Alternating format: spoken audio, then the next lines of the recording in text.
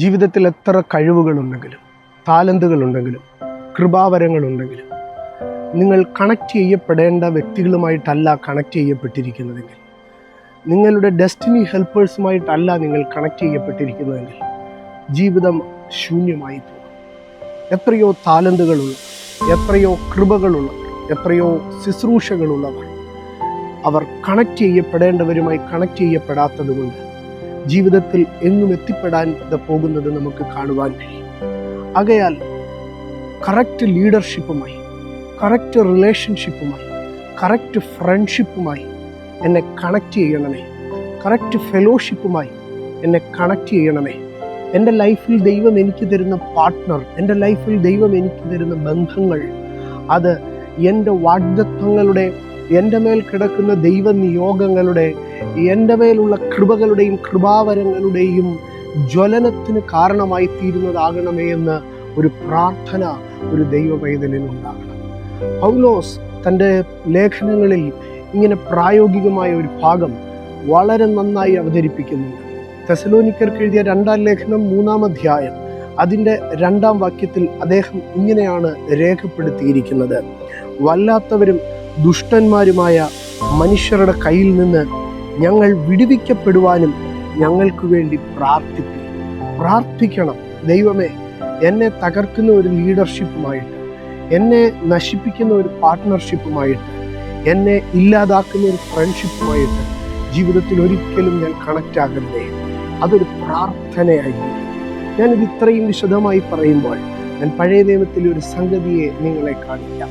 Israel മിസ്രൈമിൽ നിന്ന് പുറപ്പെടുമ്പോൾ ദൈവം അവരോട് പറഞ്ഞു, നിങ്ങളെ ദീർഘനാളുകൾ ഫറവോനും സൈന്യവും കൂലി തരാതെ വേല ചെയ്യിപ്പിച്ചു, നിങ്ങളെ ഇഷ്ടിക കളങ്ങളിൽ വൈക്കോല് തരാതെ നിങ്ങളെ അടിമപ്പണി ചെയ്യിച്ചു.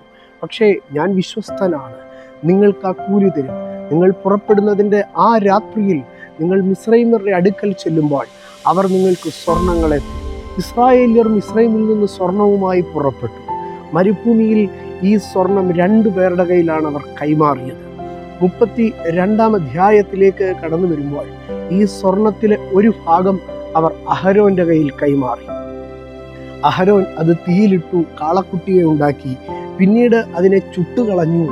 അത് പ്രയോജനമില്ലാതായി പോയി. ദൈവത്തിൻ്റെ ഉദ്ദേശത്തിനകത്ത്, ദൈവത്തിൻ്റെ ഫേവറിനകത്ത് കിട്ടിയ സ്വർണം ഇപ്പോൾ മരുഭൂമിയിൽ നശിപ്പിച്ചു കളഞ്ഞു. പക്ഷെ 35-ാം അധ്യായത്തിലേക്ക് വരുമ്പോൾ ബാക്കിയുള്ള സ്വർണം അത് മോശയുടെ കയ്യിലേക്ക് കൊടുത്തു. ആ സ്വർണം ദൈവാലയത്തിലെ ഉപകരണങ്ങളായി മാറ്റപ്പെട്ടു.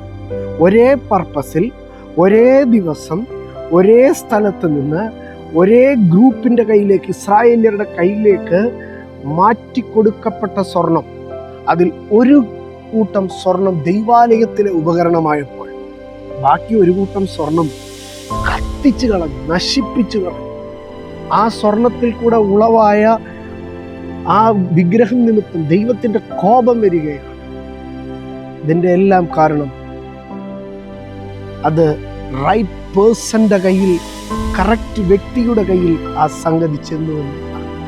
ഞാൻ ഓർപ്പിക്കട്ടെ, നിങ്ങളുടെ ലൈഫിൽ നിങ്ങളെ കെയർ ചെയ്യാത്ത, നിങ്ങളെ സപ്പോർട്ട് ചെയ്യാത്ത, നിങ്ങളുടെ എക്സ്പോഷറുകൾ തുറന്നു തരാത്ത, നിങ്ങളുടെ ഡെസ്റ്റിനിയിലേക്ക് നിങ്ങളെ കൈപിടിച്ചുയർത്താത്ത ഒരു വ്യക്തിയുമായി നിങ്ങൾ കണക്റ്റ് ആകരുത്.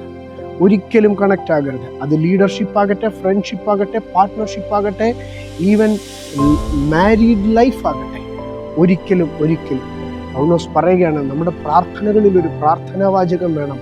അല്ലാത്തവരും ദുഷ്ടന്മാരുമായ മനുഷ്യരുടെ കയ്യിലൊന്നും ഞാൻ അകപ്പെടല്ലേ കർത്താവേ എന്നൊരു പ്രാർത്ഥന വേണം. എൻ്റെ കൊച്ചു ജീവിതത്തിൽ എനിക്ക് ഒത്തിരി പേരെ അറിയാം, ഒത്തിരി കൃപയുള്ളവർ, കഴിവുള്ളവർ, പ്രാപ്തിയുള്ളവർ. പക്ഷെ പെട്ടുപോയി ചിലരുടെ അടുക്കൽ ജീവിതം നശിപ്പിച്ചു. ഇനിയും ഒരാളിലും അങ്ങനെ സംഭവിക്കല്ലേ എന്നെനിക്ക് ആഗ്രഹമുണ്ട്. അതാണ് ഇന്ന് ഞാൻ നിങ്ങളോടിത് പറയുവാൻ കാരണം. ദൈവം നമ്മെ അനുഗ്രഹിക്കും.